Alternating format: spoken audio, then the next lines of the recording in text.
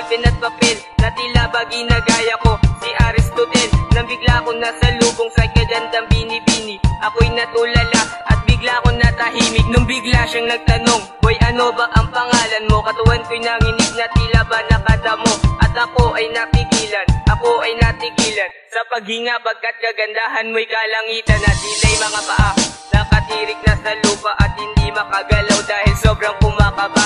Dibdib ko'y dinadaga at hindi makapagsalta, tila ba ang dibdib ko'y punong-puno na ng kaba, punong-puno na ng saya, punong-puno na ng ligaya. Pero bakit ba ganun, bibig ko'y di kumabuka? Sino ba naman ang may lakas na loob na sa kanya'y humarap, na parang ako'y alipin at prinsesa kaharap? Hindi ko ba nasabi, tanong ko sa sarili,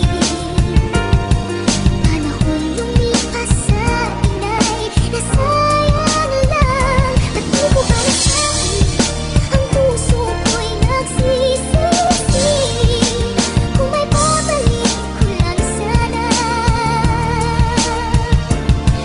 kung may babalik ko lang sana.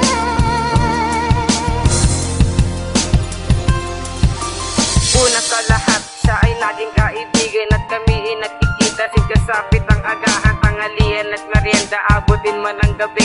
Kami lang ang magkasama at siya lang ang katabi at tinahawi mga problema ko at bigati. Di ko alam kung bakit ba sa kanya lang ako napapangiti, kanya na bago ugali at katwiran na wala, kaya dibdib ng demonyo sa akin ay nawala.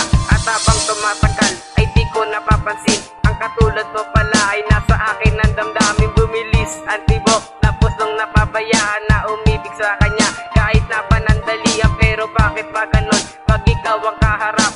Hindi ko nga masabi na ikaw aking pangarap, dahil ako'y natatakot baka ikaw ay lumayo, lumayo sa aking tabi, ayokong mangyari ito. Hindi ko ba nasabi, tanong ko sa sarili,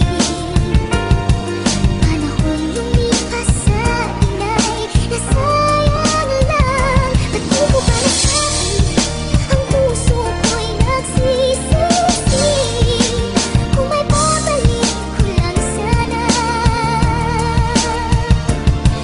kung may babalik ko lang sana. Bakit ba kasi ganito ang aking nadarama kapag kausap na kita? Ako ay natutulala at lagi nang balisa, dibdib ko'y dinadaga. Hindi ko nga masabi, baka ikaw ay mawala, kaya gawain ko ay magmahal ng palihim, palihim na pagtingin. Kaya hindi ko nga maamin dahil natatakot ako na lumayo ka sa'kin. Kaibigan lang ang turing at wala kang pagtingin, ayun ang naging dahilan kaya hindi ko nga masabi. Baka balang araw ay sisihin lamang ang sarili. Ano ba meron ka na wala sa iba, na hindi ko nga makita dahil ika'y kakaiba sa dinami-dami ng mga kaibigan kong babae? Ikaw pa ang napili ng katulad kong lalaki, kahit na alam ko na tayo'y magkaibigan lang at wala nang magawa. Mahal kita, yun lang. Hindi ko ba nasabi, tanong ko